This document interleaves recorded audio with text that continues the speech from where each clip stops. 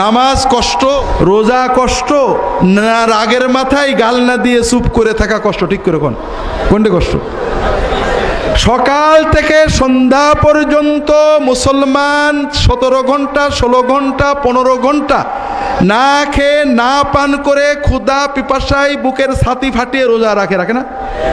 ক্ষুধা থেকে সবর করে আসে, সে গোপনে পানি খেলে কেউ দেখবে না, তারপরেও সে পানি না খেয়ে ভাত না খেয়ে কষ্ট করে না? কিন্তু ওই মুসলমানই ওই রোজা অবস্থায় একজন একটা বাজে কথা করলে ভট করে রেগে খারাপ কথা বলে না? তাহলে 17 ঘন্টা না খেয়ে থাকা কঠিন, না রাগের মাথায় নিজেকে নিয়ন্ত্রণ করা কঠিন? হ্যাঁ, আপনারা বলবেন রাগ তো একটা ন্যাচারাল, এ তো হুজুর কন্ট্রোল করা যায় না।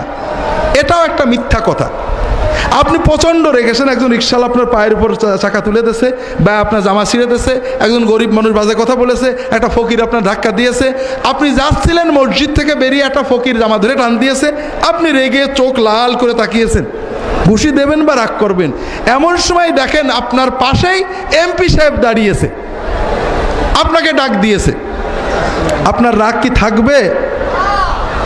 তাহলে এমপিকে দেখার কারণে আপনার রাগটা চলে গেল, ঠিক না? আপনি ঘরে বউয়ের সাথে অথবা আপনার বউ স্বামীর সাথে ঝগড়া করছে, রাগ একেবারে চোখ লাল হয়ে গেছে প্রচণ্ড। এমন সময় দেখেন ঠকঠক করে দরজায় কেউ কি করছে, ঠকঠক করছে, নক করছে।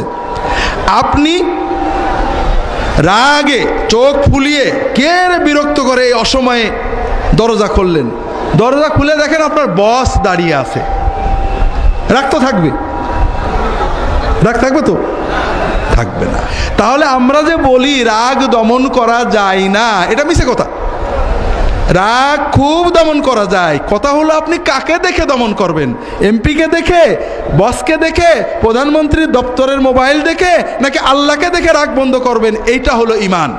আব্দুল্লাহ ইবনে ওমর রাদিয়াল্লাহু তাআলা বর্ণিত, আল্লাহ রাসূল সাল্লাল্লাহু আলাইহি ওয়াসাল্লাম বলছে, যদি কারো রাগ হয়েছে, এমন মানুষের উপরে রাগ হয়েছে যেখানে রাগ ঝাড়া যায়, রাগটাকে এক্সিকিউট করা যায়, স্ত্রীর উপরে, স্বামীর উপরে, ছেলের উপরে, মেয়ের উপরে, ছাত্র ছাত্রীর উপরে, নিম্ন কর্মচারীর উপরে, গরিব মানুষের উপরে, দুর্বলের উপরে, যাকে রাগ ঝেড়ে দেওয়া যায়, এই রকম কারোর উপরে যদি কারো রাগ হয়, এরপরও ঝেড়ে দেওয়ার, শাস্তি দেওয়ার, গাল দেওয়ার সুযোগ থাকা সত্ত্বেও সে রাগ দমন করে, মাফ করে দেয়, কিয়ামতের দিনে যেদিন সবাই উৎকণ্ঠিত থাকবে, রাসূলুল্লাহ সাল্লাল্লাহু আলাইহি ওয়াসাল্লাম বলছেন, কিয়ামতের দিনে আল্লাহ তাআলা তার অন্তরটাকে শান্তি, নিরাপত্তা, তৃপ্তি দিয়ে ভরপুর করে দেবেন। যখন আপনার ঈমান সবসময় অ্যাক্টিভ থাকবে, প্রচণ্ড রাগ হয়েছে, চড় মারতে, কিল মারতে মন চাচ্ছে, গাল দিতে মন চাচ্ছে, কিন্তু আল্লাহ দেখছে, বেফাস কথা বললে রাগ করবে। আল্লাহ কুরআন কারিমে বলেছেন, ওয়াসারিউ ইলা মাগফিরাতিম মির রাব্বিকুম ওয়া জান্নাতিন আরদুহাস সামাওয়াতু ওয়াল আরদু উইদ্দাত লিল মুত্তাকিন। তোমরা দৌড়াও সেই জান্নাতের দিকে যে জান্নাত আসমান জমিনের মতো প্রশস্ত। সেই জান্নাত আল্লাহ বানিয়েছেন মুত্তাকিদের জন্য। যে মুত্তাকিদের জন্য জান্নাত বানিয়েছেন, সেই মুত্তাকিদের পরিচয় দিয়ে 4টে কোয়ালিটি বলেছেন। 1 নম্বর হলো যে যারা সচ্ছল হোক আর দরিদ্র হোক, সকল অবস্থায় ব্যয় করে। এইটা বলে না, আরে গরিব মানুষ কি দেবো, বড় লোক হই দেবো না, 2 টাকা আছে 1 টাকা দেয়, 2 লাখ আছে 1 লাখ দেয়। সব সময়ই চেষ্টা করে মানুষের কল্যাণে, প্রথমে পিতামাতা, নিজের পরিবার, সন্তান, স্ত্রী, এরপরে আত্মীয় স্বজন, পাড়া প্রতিবেশী, সমাজের দরিদ্র অসহায় বিধবা, এই রকমভাবে সে মানুষের জন্য ব্যয় করতে থাকে। দ্বিতীয় কোয়ালিটি, দ্বিতীয় বৈশিষ্ট্য আল্লাহ বললেন, যারা রাগ দমন করে, ক্রোধ সম্বরণ করে, ওয়াল আফিনা আনিন নাস, মানুষদেরকে মাফ করে। আল্লাহ জান্নাত বানিয়েছেন, তাদের 3টে কোয়ালিটি গেল। যে মুত্তাকিদের জন্য আল্লাহ জান্নাত বানিয়েছেন, সেই জান্নাতে যাওয়ার মুত্তাকিদের 4র্থ কোয়ালিটি হলো যে তারা গুনাহ করে। তারা কি করে? বড় মজার ব্যাপার না? মুত্তাকি হওয়ার মানে নিষ্পাপ বেগুনাহ হয়ে যাওয়া না। ভাই, মানুষ নফসের প্ররোচনায়, শয়তানের প্ররোচনায় গুনাহ করে ফেলতে পারে।